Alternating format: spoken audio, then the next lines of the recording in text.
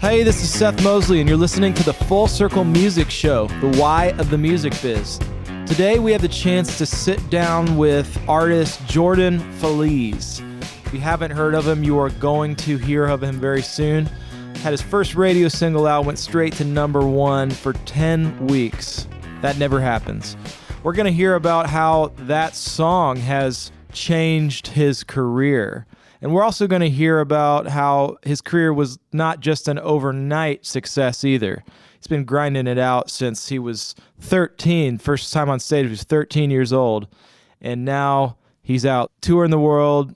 It's June. He's already played 87 shows this year, so they're on track to probably hit close to 200. But he's a great guy. I think you're going to get a ton out of this show.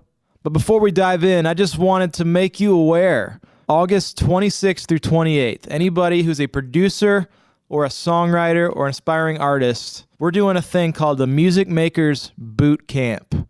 That's in Franklin, Tennessee. You can go to fullcirclegoeslive.com. That's fullcirclegoeslive.com.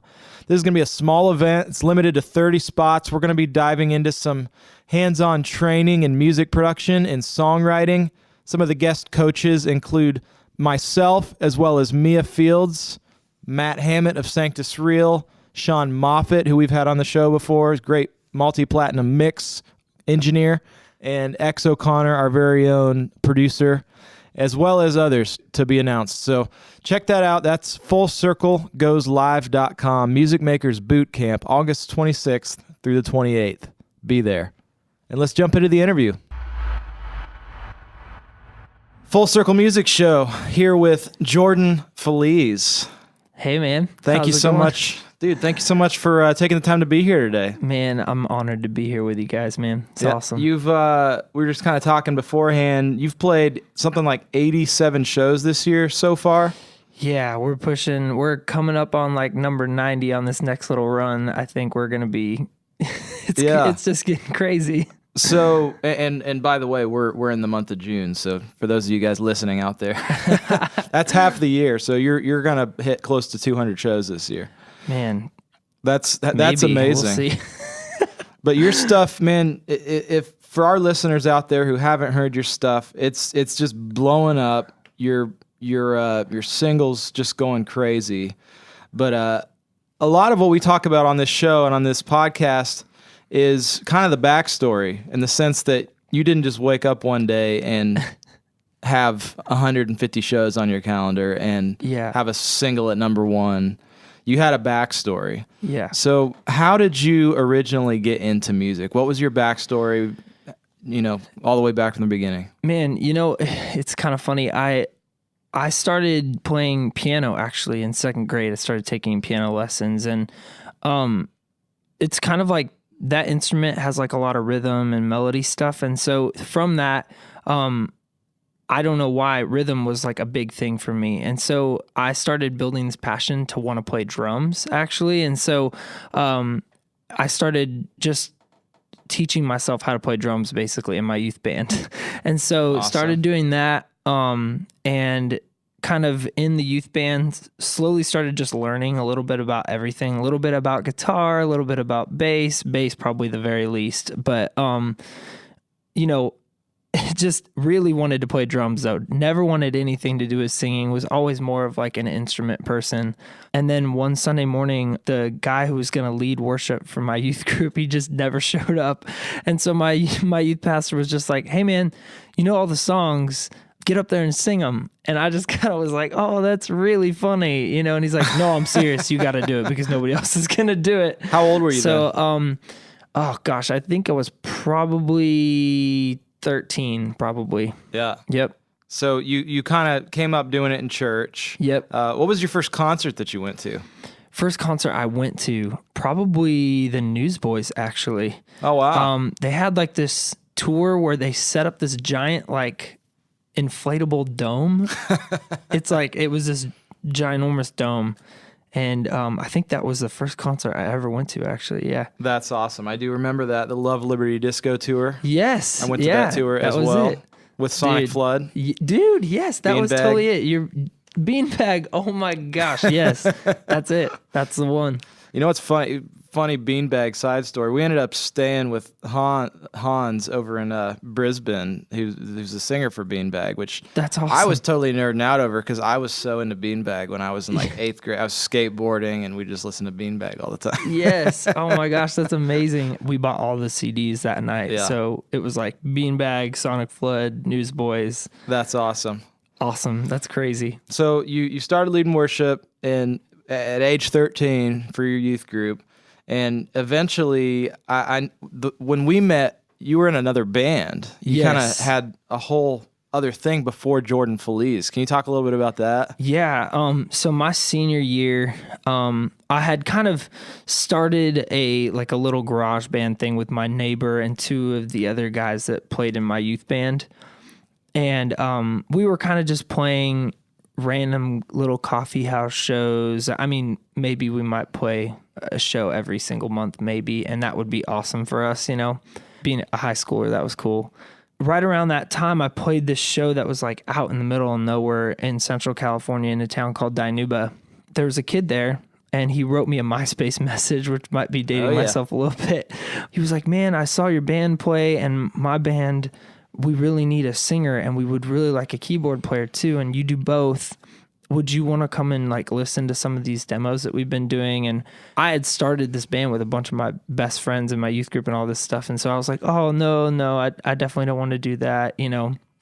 And then I literally just started feeling like the Lord was kind of telling me to go back and talk to him. And so I ended up going out and with my mom actually, and we went out and we listened to some of the demos that they were creating, and it was a band called The Current Affair. And I just thought it was really cool. I was like, man, this is awesome. It wasn't really like my style of music because it was super heavy, but everybody's hearts was about like, we really want to go into a genre that there's not a whole lot of Jesus, and we want to be able to talk about Jesus and sing about Jesus and scream about Jesus, you know? Yeah. And so that was kind of just the opening of like being able to play music professionally. So we started doing a lot of shows. We recorded our first album by ourselves in a shed that's probably about the size of this room. That's awesome.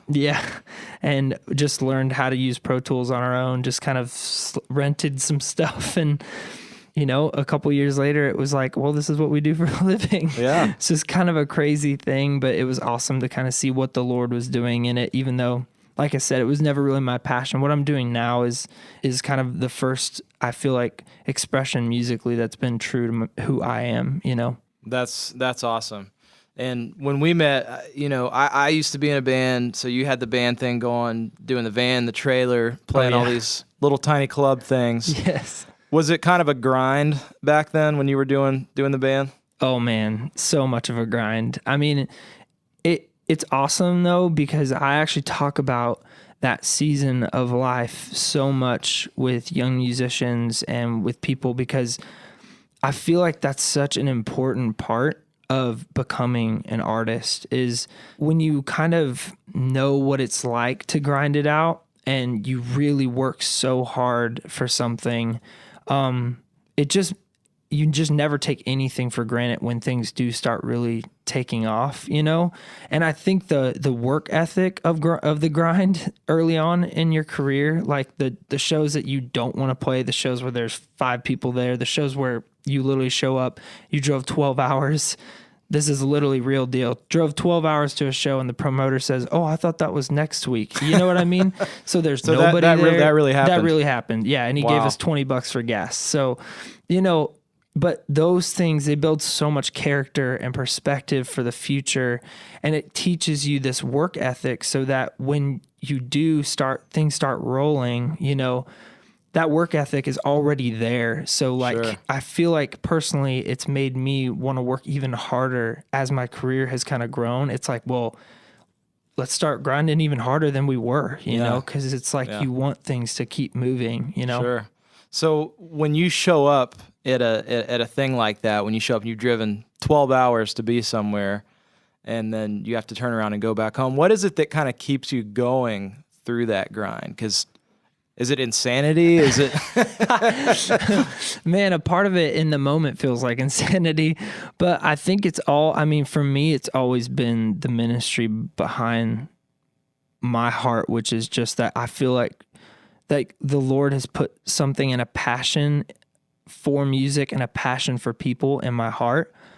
And that's really the thing that keeps me going, is just the fact that if the Lord has gifted me with something, then I want to do it to the best of my ability all the time, whether it's, turning around and literally driving back home, but for us, the thing that didn't get us down was, instead of moping about it, it was, well, it cost us $1,000 round trip to get there. So it's like, well, then we need to sell 100 CDs over the next 2 days back home. We're going to stop at every mall and we're going to sell, Wait a minute. So 100 units, you're literally going into malls, Yes. just selling your records. Oh yeah. That's Dude, amazing. I've never heard that Oh before. yeah. On off days, man, we would usually set like a goal. Like we would say, we're not leaving this mall in Irvine, California until we have sold 200 CDs, which means everybody is responsible for selling 40 CDs today. So put them in a backpack, walk around with an iPod, and that's what we're doing. That's amazing. Yeah. Yep. Man, so how do you even, that just blows my mind. Yeah, and what's can't really imagine. funny is we just did that at a festival in California. Like 2 on days your ago. stuff now. Yes. Yeah. Like you went to a mall? I didn't, but my road manager and my guitar player, they stood out at Spirit West Coast and just started like, I have like a little travel JBL speaker thing. They had it playing Bluetooth, holding it Like up. playing like, your record. We've got CDs right here, $10, like just grinding it out, man. And it's funny because like at a lot of festivals, if I go out, it's like I'll end up having to hang with people for so Right. long. And as a singer, it's almost like it's hard for me because my voice is kind of temperamental. So I have to kind of hang back a lot and not talk too much. Sure. Even though I would love to be out there, but they just went out and they're like, we're going to grind it for you. So I'm like, That's amazing. that's awesome. And it works. And it works, man. Yeah. Well, that's the kind of artist that a label wants to work with, because they're out actually willing and knowing how to do the work and selling records when they're just not selling. So Yeah. That's Yeah. awesome. So knowing what you know now, if you could kind of think back over your, the current affair days, your old band days, what is something that you would do differently knowing what you know now and being at the place that you are? I think I would set my expectations lower, because I think early on in music, you'll start working with something real small, like maybe it's a promoter or like a manager in your hometown or somebody, you know what I mean? And then they start kind of filling your head with a lot of like promises, and they fill your head with stuff, and it's all in good intention. But sometimes artists, you can all of a sudden your expectations start building to, we're going to be in an arena with 10,000 people, you know what I mean? And it's like, but reality is you're playing in a church that, maxes out at 85 people and there's 20 people in the building. You know what I mean? And I think one of the most beautiful things that I was on the road with Plum with the Big Daddy Weave tour this past spring, and she said something that really struck me, because I actually feel like I wish I would have heard her say this years ago, but it was just that God is, if he is really guiding you down this path that is towards music, he is going to start giving you these little things. And with each little thing, they're going to keep growing, but they're going to grow real small. It's not going to be like all of a sudden 1% to 5%. It's like 1% to 1.01%. You know what I mean? It's real. It's a slow climb. But with each growing thing, each thing will progressively get bigger.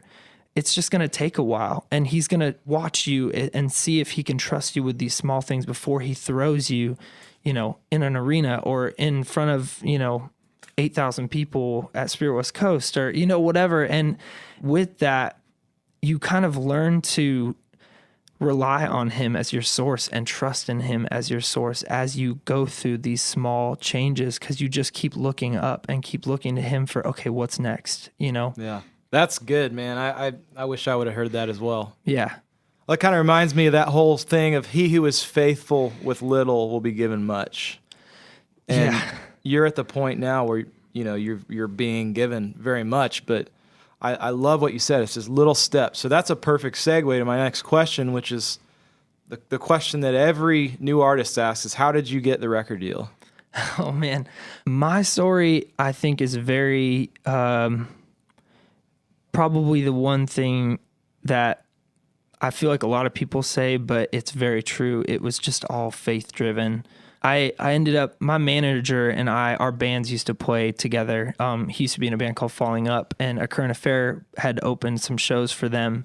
And we had kind of just kept in touch for years. And so about 5 years ago, he called me and was just like, hey, you should come out to Nashville and write some songs. And so I ended up coming out, falling in love with Nashville, brought my wife out.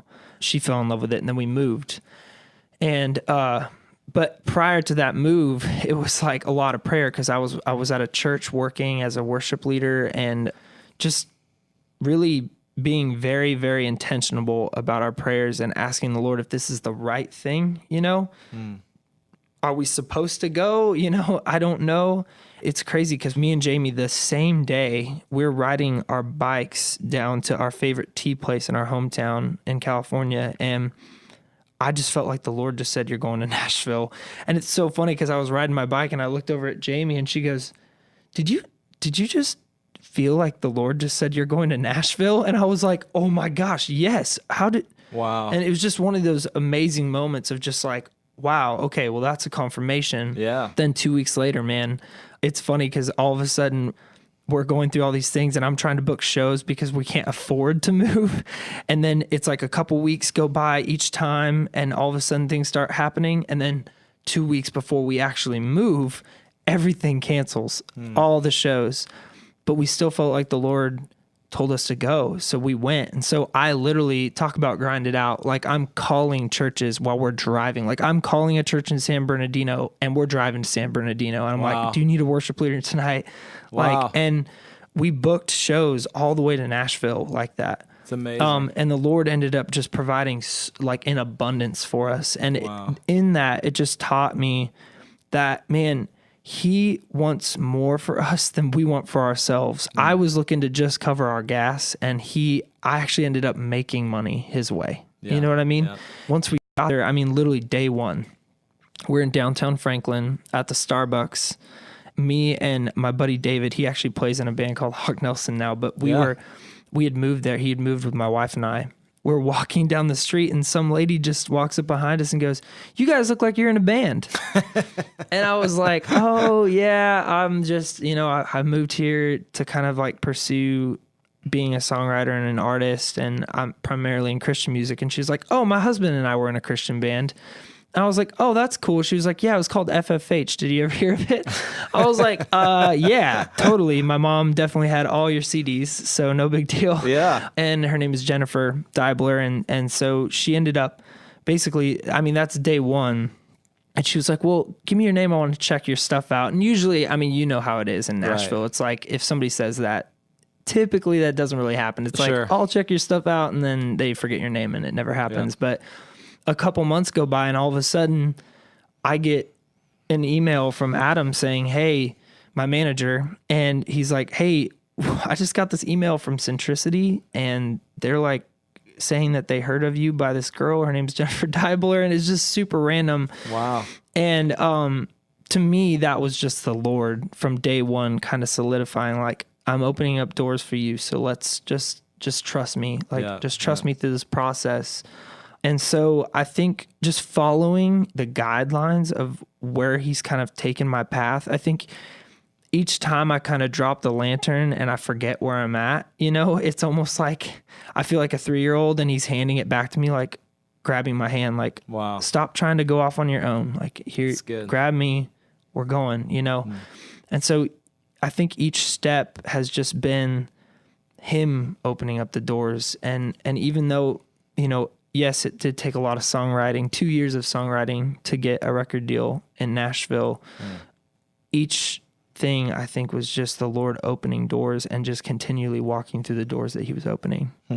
That's an amazing story. So it's those little tiny things when in the moment you didn't even think that singer from FFH hearing your stuff, she's like, you're probably thinking she's not even going to listen to it. But You just never know. So that's such a good encouragement to people listening to this or watching this, that you just never know Yeah. where that thing is going to come from. You really don't.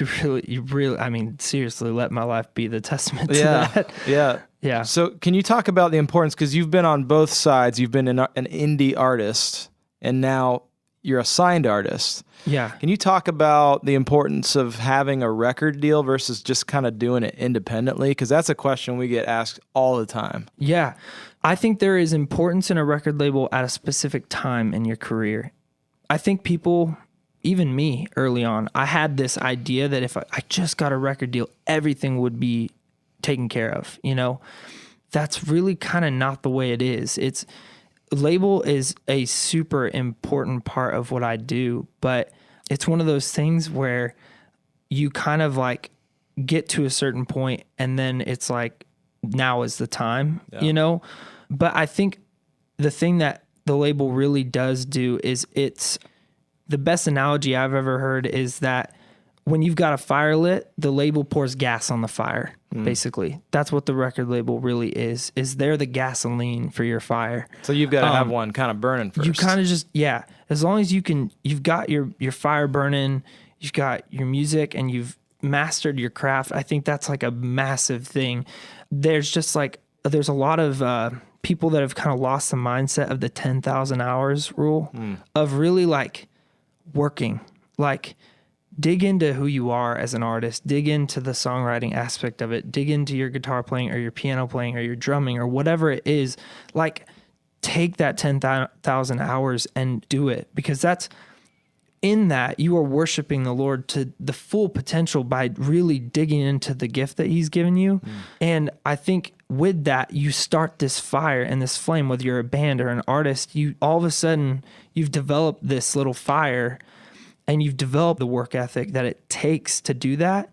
And so once your fire is kind of getting there, then that label comes over and they're like, this is awesome. Let's just dump all the gas on it. Right. It's just going to explode. Yeah. Because the amazing thing about the label process is that they have so many outlets and sources to get your music onto radio and to get your music into magazines and all kinds of really cool things. But doing that without anybody knowing who you are from the beginning. And what I'm saying, I'm not saying anybody knowing who you are from a social media or but I'm saying who you are as an artist. Yeah. Like anybody listening to your music and not knowing who you are is basically what I'm saying. Yeah. Yeah. That is like such a key point in that label process. So I feel like the label is such an amazing thing. It's a dream come true once it does happen and you have found out who you are and really have that artistic just context and confidence in who you are. And then, I mean, it just makes the whole thing really smooth. And I mean, that's been my experience, you know? Well, that's probably the best explanation I've heard yet from anybody of the artist or the indie artist versus label argument, discussion, or whatever you want to call it. So that makes tons of sense. It's good. Awesome, dude. So shifting gears a little bit, you're touring 87 days in the first half of the year. How do you stay centered with God in that and all of that? And what is he speaking to you now in this season of craziness? Man, I think it's being very intentional with time with him. I think right now, so much time is demanded of me, you know, and whether it be playing shows or being on radio interviews or whatever it is, it's taking the time out in the day to say, I'm blocking off this. And some days it's 5 minutes, you know, some days it's 5 minutes of really like sitting down and like praying for me. For me, prayer is probably the biggest thing because I can just go to him wherever I'm at, whether it be in my head or whether it be out loud in a room by myself at a show, whatever it is. That for me is just a big thing. And I hear him more and more the more I dig into that, like in my heart. And I think, you know, man, I mean, I just got off the road with Big Daddy Weave and their entire tour is just so ministry based. And I mean, man, I miss it, because we're like a traveling church. I mean, that's how it felt. It was like a traveling church, and it was like every day at 4:00 we had church. Basically, we got to talk to each other and be the church together, talk about our struggles, talk about all these things. And so I think that my thing now, I mean, because now I'm transferring into like being out with my band, and I think one of the things that I'm really adopting the principle that they've kind of like that I've seen them do is just being able to be the church together. Like there's something really, really powerful about being able to go to somebody, a brother or a sister, and say, how are you doing, man? You doing okay? It's like, no, I mean, some days it's like, no, I'm not. Yeah. Like, there was a day on tour. I mean, it's like my wife, all of a sudden I've left, and we have one car at the moment, and the keys are locked in the car. And it's like, awesome. And she's got to be somewhere in a half an hour. Wow. Baby's screaming. I mean, it's just, and baby's not in the car, but it's just like chaos, you know, and being on the road and being 2,000 miles away, it's really hard to try to manage life, your home. Yeah. And one of the things that I've really learned is that one of the first places the enemy goes is your home, especially if you feel real good at where you're at and where you're at with the Lord and in your communication with him. At least for me, that's one of the first places I know that the enemy goes. And I think it's been amazing to pray through that though. And for the Lord to almost like show me, like, these are the three things he always does. Yeah. So just pray against that. You know what I mean? And I think it's just every day, just making sure that like you are just kind of aligned with the vision that you want your walk to be. You know what I mean? What you want your life to represent, Yeah. One of my favorite lines in the Bible is like, it's Ephesians 5:2, and it says, live a life fulfilled with love. And for me, it's like, that's what I want my life to represent, is love for people, and the love of Jesus for people. Yeah. And so my prayer life really aligns to that. And I feel like I grow so much from just being able to ask him, like, how do I love better? How do I, pursue you better so I can love better, That's good, man. It's really good. So at this point in your career, what are you afraid of most? Man, honestly, failure. Failure is this just, it's a fear, Yeah. And I think that that's one thing that I've honestly been dealing with more and more lately. It's just been the enemy placing that thought in my mind. And fear is such like a weed. It grows so fast, and it creates doubt in your life. And I think one of the things that for me has just helped me kind of counteract that is just that if I'm truly worshiping him in every day of my life, there is no failure in that. Whether it means that the next 10 singles I release just flop, or the next, 10 singles I release are number ones or whatever, none of it really matters. To me, it's almost like biblically, it's like chasing the wind a little bit. You know what I mean? No, that's good. And so for me, that's been one of my big things though, is just failure is like this just shadow, but the moment that you kind of, and I'm still working on it, but the moment that you can shake it, it's almost like there is no failure, especially when you're building the kingdom, because it's like, man, me going out and loving on somebody, and like telling them about Jesus, like that's a win, man. That's a win for the kingdom. And like, it doesn't really matter if your record is selling or your single is doing, charting really high. It's like, even though that stuff is really nice and it looks really good, really deep down in the core of what the gospel is, it's, That's good. Yeah. So have you had along the way anybody that's kind of been like a mentor to you along this journey, or has it kind of been more of just figure it out as you go? Oh yeah. My manager, actually, Adam, and I he's one of my best friends in the world, and we've been friends for almost 10 years. He's been through a lot, but I think in this whole process, we've been learning a lot together too. And he's such a good encourager, and having those people that can be there and kind of be your person that you can run ideas off of, and you can kind of sift through stuff together, Yeah. there's something really beautiful about having that person in your life, especially as you're kind of going through your career and growing and you know, trying to make decisions. You know, it's amazing to have somebody that can kind of be the person that can kind of flatten stuff out for you. So it's not so like, oh, you know, what's happening? You know what I mean? Yeah. So having a mentor has been pretty important. Oh man, it's been honestly crucial for me. I mean, especially if you want to stay sane, right? You know what I mean? Just being able to have those people in your life that you can call and say, bro, I don't know what I'm doing. You know, this got offered to me, and so did this, and so did this, and then this is happening, and they're all in the same month, and I don't know, like, I got to say yes to my family though at some point. You know, there's just so many different variables in your career in music, and I think having somebody that you can go to that you completely trust is crucial, man. It really is. So we talked about your label, we talked about your manager a little bit. I'd love to talk about radio because it's somewhere that you're just kicking butt at. Your first single, #1 for 10 weeks straight. That's just kind of unheard of. Man. I don't know if you realize that or not, but it's incredible. It's an amazing thing. Thank you, man. So can you talk about the power of radio and how it's changed your career, if at all? Man, it has changed my career completely. I mean, talk about a 180. You know, I've been, one of the things that I've been saying is that I feel like I built this train and then I got on it and it started going 1,000 miles an hour. Yeah. And I didn't know how to drive it yet.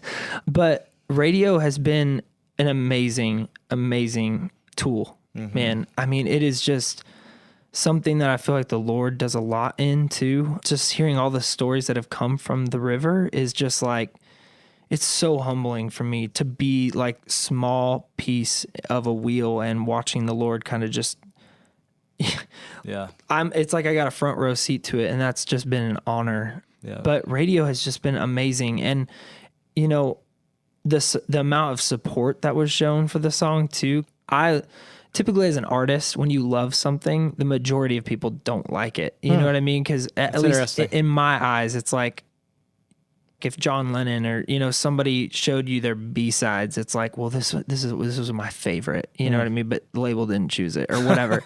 Well, that was the river for me. It was like, I wrote this song and I'm like, man, this is my place, man. This is where, if I could just make my entire record feel like this, this is what I would do. Yeah. And then hearing that they're putting it on the radio, I was like, oh no, everybody's going to hate it and it's going to be so bad.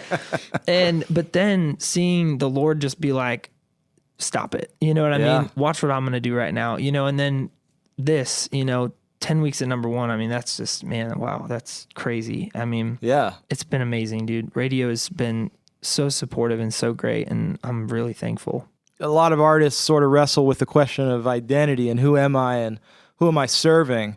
Is your mission to just continue writing songs for the church and that's your lane? Or do you ever have the desire or the aspiration, if you will, to cross over? Because a lot of people talk about, you know, well, I'm a mainstream artist, I am a Christian, I do mainstream music.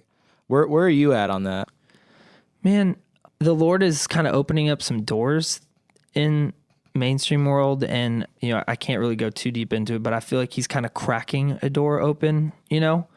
But my heart is still really in Christian music, mainly for my family's sake, man. Like, I love that I can, like, I'll be able to tour and we can wake up and we can be at a church with like people that are gonna like just love and take care of my family. And it's not like we're gonna show up at a theater where it's just, you know, nobody really cares, you know. It's just, and so for me, there's a security in that.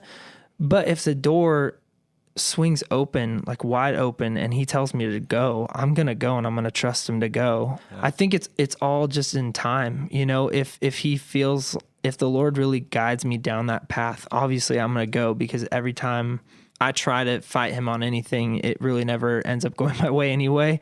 So I think if that did open though, and he was telling me to jump, then I'd jump. Yeah. So your new record, it's done. You've got it finished. When's it coming out? It actually did come out. Just came out. Yeah. April 20th. That is awesome. Well, congratulations. Yeah. People can get it on iTunes, everywhere, Spotify, all that good stuff. Yes. Yeah. So can you talk about the process? Because a lot of people are sort of clueless to what actually goes into making a record. And I heard somewhere that you had written over 100 songs for this one record. Yes, a lot of work goes into writing a record, but writing to me is one of my favorite parts of this whole process, and I think it's just because it's such a vulnerable thing, but there's so much learning in it too. You know, like being able to write with specific people, you just learn so much from one session with somebody. It's like, oh my gosh, like even in our write, it's like, well, Seth thought about it like this, you know, and that was just like, wow, that's amazing. I would have never, that's way outside the box, and I wouldn't have even thought about it like that. So, well, maybe, you know, and then it's like 2 weeks down the road, you're thinking about what happened 2 weeks ago with Seth in a room, and you're like, well, man, he came at it from this angle and I really liked that. So why don't we, this idea would work perfectly like that. You know what I mean? And so there's so much learning in it. Yeah. And I love learning. I just think it's awesome. And songwriting is a constant learning curve. It's always changing, always getting kind of pushed to the limits on certain things lyrically or production wise. And so, man, that has been a super fun process, but it definitely is a lot of work. There's so much stuff that goes into it. And, you know, John Foreman said song is king, you know? And I think that that's something that it's an important statement, because it's like, man, the moment that you realize that you have the songs that are really true to who you are. And for me, one of the things that I really felt like the Lord called me to is to pray over the songs, like to really pray over them. And when I did, it's almost like he just highlighted them for me. Wow. It wasn't like I was making decisions. It was like he was. Yeah. And so that made the process pretty interesting and really awesome to kind of see the ones that he wanted. And it's funny because now that it's out and I listen to it, I'm like, yeah, I don't think I'd have it any other way. You know, it's just really cool to just see that. But it really is, it's a lot of work, but it really is a lot of fun. And I think that's key, man. If you can have fun with it, man, creating music is fun. And it can get stressful sometimes, and there can be, you know, some things, you know, that maybe aren't exactly the way that you want it. Mm-hmm. But man, I think we miss a lot of just how much fun it is to be a part of that, you know? Sure. So as we're wrapping up, I want to kind of speak to the industry newbies out there. And a lot of people are just kind of unsure of what am I doing? And what are the mistakes that I'm making? What are the things that I can avoid? And being where you're at right now, having the 10-week #1, having a new single that's just rocking, having the record that's rocking, are you doing something different now than you were earlier in your career? Or is it just kind of taking its path? Man, I think there are a couple things that I've done differently. And one of them is going to sound really cliche and a little preachy, but it's just, I mean, man, it's the honest truth. I mean, the moment that you realize that when you give things to God, like the moment that you realize that's not cheesy, like that is like what we are called to do. Yeah. And the moment that something is birthed out of that, and all of a sudden you see what he's done through that, that is like one of my big things, man. Like that, if I had a Dear Younger Me letter, you know, it would be like, stop trying to take control of it, man. Just give it up, because he's going to do so much more with that thing than you ever could on your own. Yeah. And I think that, I mean, man, that's been a huge thing for me. And I mean, honestly, just continuing the work ethic. Yeah. And I know that I've said it a bunch, but you know, I feel like a lot of people, it's almost like things start rolling and then it's like, well, it's rolling, so I'm just going to sit back and relax. And it's like, well, actually right now, this is the time when you better be back there grinding out and chopping wood, man, so your train keeps going. You know what I mean? Sure. And so I think for me, it's just giving things to him and worshiping him in your work. That's good. Well, this has been Jordan Feliz here on the Full Circle Music Show. Thank you so much for taking the time today, man. Man, thank you for having me, Such a fan of you, such a fan of your work. Your record is amazing. Thank you, man. Thank you. So honored to be here, man. This is Seth Mosley, and you've been listening to the Full Circle Music Show, the why of the music biz. If you haven't already, make sure you head over to iTunes, leave us a good rating and a good review. That helps us a ton. If you're listening to this on podcast form on iTunes, you can head over to YouTube, and we're going to be loading these things on as videos if you're interested in seeing that as well. You can just search the Full Circle Academy, and it's going to be up there. So thanks for listening, and we will see you next week.